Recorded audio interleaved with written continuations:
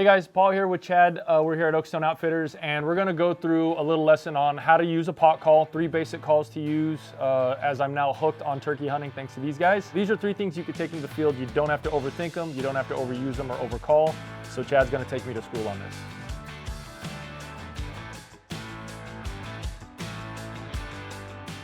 First off, a big misconception with turkey hunting, and I think that the call companies add to this, which is fine, is that a lot of people think that you need to have a big range with your ability to call. And I've had a lot of opportunity to hunt with some great turkey callers, world-class competitive callers, and what I've learned from them and watching them hunt is that if the turkey's hard to come into a call, it doesn't matter what you say to them or how good you are. Yeah. It's still going to be a tough turkey to call in. So I try to keep it simple, even hunting myself. If you get too overly complicated or trying too many different calls, I think it gives you more opportunity to make mistakes in the field, or I think a lot of new hunters like to hear themselves call, and I think they can overcall the bird. Sometimes saying less is more, right? So what I do first thing is how, like, if you're gonna hold your striker, I was taught that you let it touch your knuckles, so the knuckle on your forefinger, knuckle on your thumb, and then let it cross the knuckle on your bottom finger. Then I set my hand against the side of my pot to give myself just that little brace so I can control where I'm hitting or where I'm touching. And then if you get a call that's slick, it couldn't even be touched up, and you might have a hard time getting it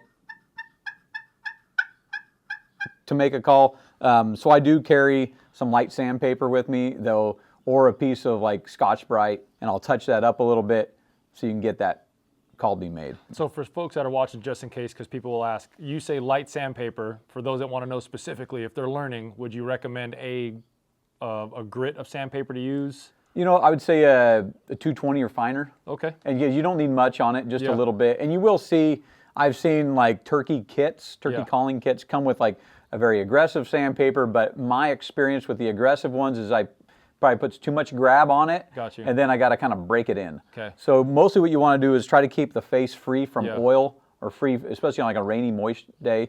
Keep it free from any moisture, because what that's going to do is cause you to slip or well, you're not going to get a good sound out of it. Yeah.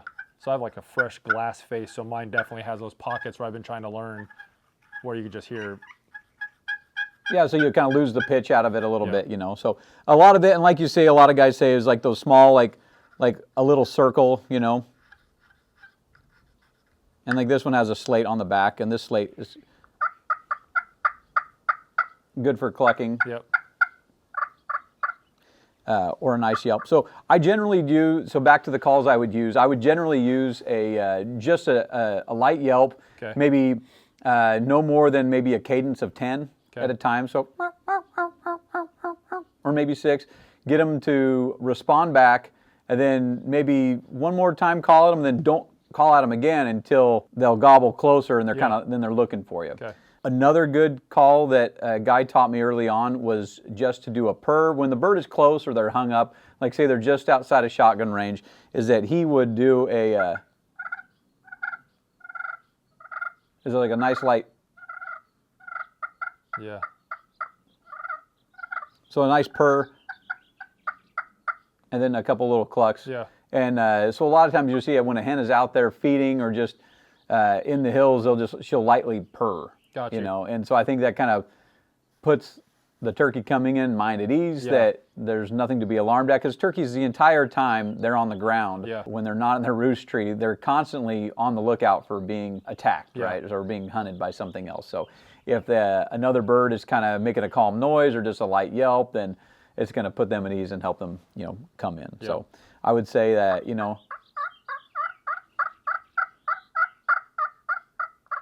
like a yelp, or just that nice purr, and that's what I would always go to. I wouldn't worry about getting too into, especially starting out, getting into too technical. Like we talked about, like in the fall, you'll hear a lot of birds do what they call a kiki, which is a high pitch, like kiki, kiki, cat, cat, cat, caw, caw, caw, caw, caw. And so a younger bird will do that, kind of wanting to group back up, and you won't see that as much in the spring. Got you. So more of a fall time call. But you hear a lot of guys talk about that, Yeah. the big turkey hunters from back east, Yeah. and those guys are the greatest. You Yeah. know, they're generational turkey Yeah. hunters. In the state of California, I think we started hunting them in the late 60s, early 70s. And so, you know, you get a guy from back east, you know, their grandfathers were Yeah. turkey hunters. So I think there it's been more ingrained in them than it has Out here. on the Yeah. West. So, but that's the biggest thing too, is that a lot of times I think people are too harsh on themselves with their call. Yeah. The greatest thing though is if you hear a hen calling, just try to mimic a hen, and a lot of hens you hear don't sound that good. Yeah. You know, so I think a lot of people feel like, oh, well, the call I'm doing isn't going to bring the turkey Yeah. in, or I'm going to have a hard time, or my call scared them away, Yeah. or they didn't come in because my call wasn't very good. Yeah. But I'm here to say that even the best turkey callers Yeah. don't call in turkeys every time. Yeah.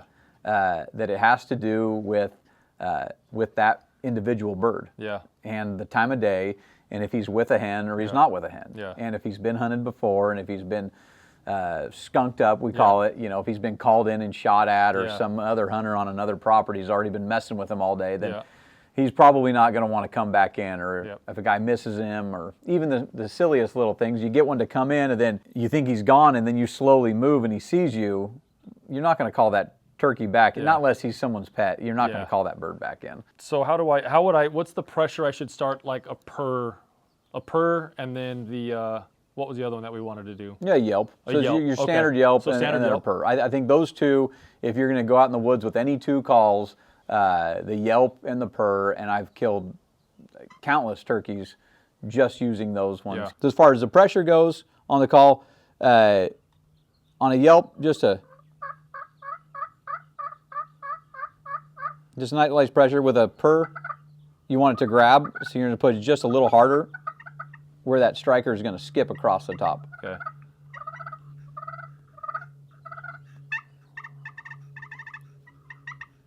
I don't think I'm And then the getting amount of pressure too that you give to the side of the box too is gonna, because the holes are in the bottom. Yeah. The amount of pressure you give to the call too while you're holding it is gonna change the pitch of the call as well. So you can.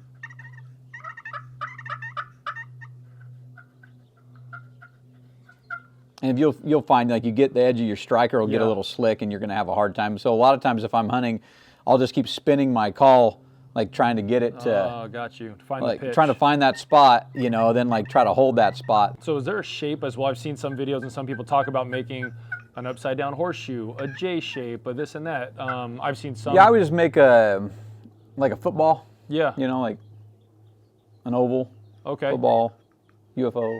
When you're going light there, then you cross over, and then you come back down, you're changing your pressure. Yeah. So I've seen guys do it just going straight up and down, Yeah. and do a pretty good call. But a lot of guys will tell you to, because they want to go. Yeah. They want that drop off. Yeah, and so that's what when you're hooking it like that.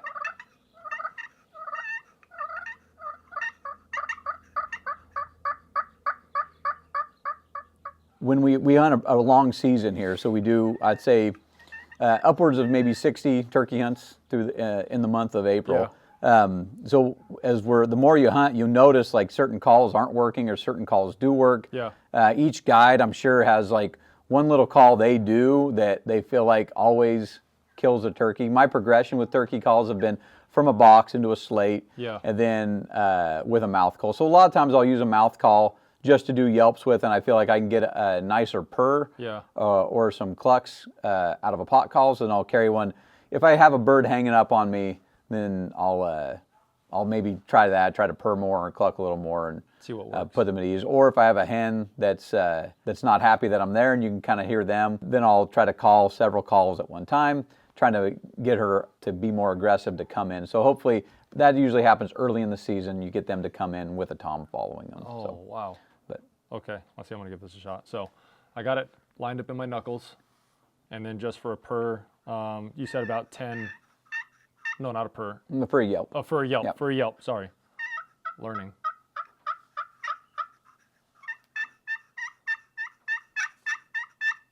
So I am doing just Yeah. a back and forth, but I mean, will that be enough to, I guess, Oh, yeah. get started? And then if I want to do a cluck, what's the other one? Yeah, so you can do a Cluck where you just go. So you just want to like pull it straight down, like.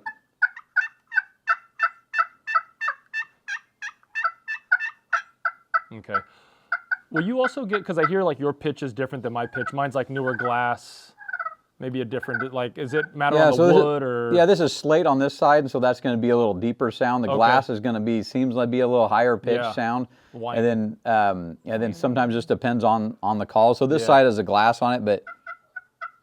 That softens it up on the back though, okay.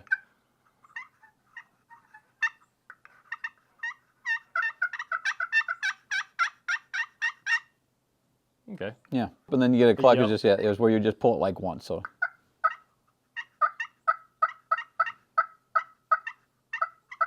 Okay. And then Yelp is. Yelp. And then Purr. So now with the Purr, you're just slowly finding that same spot and dragging that over. Yeah, you want it to drag and kind of where it makes that. Like a car screech and brakes. Yeah. Yeah. Fingers on a chalkboard. Yeah. Yeah. Right. Okay. Yeah. Is there like a pressure to place, or you just find that spot and then drag? Yeah, you can try this one. Yeah, and it's going to be a lot more user friendly. This is because, like I say, I haven't used a pot in a while, but on that slate, yeah, see, it has a lot more grab to it. Yeah, it does have a lot of grab to it. And so if you set your hand, set your palm on the side, it will give you more control. Like just writing with a pencil, you always set your hand there. So that same idea.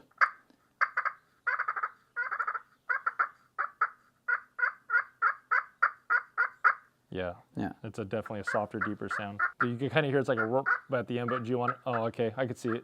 Yeah, so and you'll find that each person's maybe a little different how you hold it. So yeah. Then you'll get that to change sounds a little bit. Wow. Okay, and then on this side. Okay, so I'm getting the idea. Yeah. I got to get another call. But that's the idea, is that those are the two primary calls: understanding your bird, understanding the environment and everything else, but two calls that you don't have to overthink, that you could practice anytime and learn easily. Yes. To get a response. Keep it simple. And keep it simple. Yeah, the key with turkey hunting is keeping it simple. Yeah. You have so much to think about. The KISS method. Yeah. Yeah. Anyway, that it's fun to, everybody practices their calls, like their mouth calls while they're driving to work in their car, you know, or they're not going to offend their wife or their neighbor. Yeah. Right. So, and that's fun, and it's fun to do it in the field, and it's fun to put what you've been working at all winter to work in the spring. Yeah. But just a few yelps, that turkey knows where you are and he knows what you are immediately. Yeah. And why ruin that by doing something wrong? Yeah. So if you can get a little bit out and then wait for that bird to either show back up. Or I had one guy tell me when I was younger, he said, yeah, call at them. If they respond, call at them again, and then don't call again until you see them. And then if you do see them, a lot of times what happens is you'll get a bird that's coming in and you like to hear them, they're gobbling back to you every time. You're like, oh my God, I'm amazing. This is incredible. Yeah. Yep, yep, yep, yep, yep, yep. And they're blah, blah, blah, gobbling. We're like, man, you get them so, like, oh, I had them so fired up, and then they just shut down. Well, what happened is they shut down because a real hen arrived. Because she heard him going nuts. Yeah. And then she got jealous, thinking, what? No one else is getting bred here but me. Yeah. She finds him, and she'll take him off the other direction. And so it took me a long time to learn that. I'm like, why I'm losing these turkeys on a hot day? I get a great day where the bird is responding to me. It's because I loved hearing him gobble. The customer really loved hearing it gobble because they think, oh man, things are going to be on our lap. And sometimes they do. Sometimes they'll get there, know the hen's around. But a lot of times, another hen will show up because you don't see this happening. It's up in the trees. Yeah. And he just disappears. And you're like, and that's that. Man, this was going so well.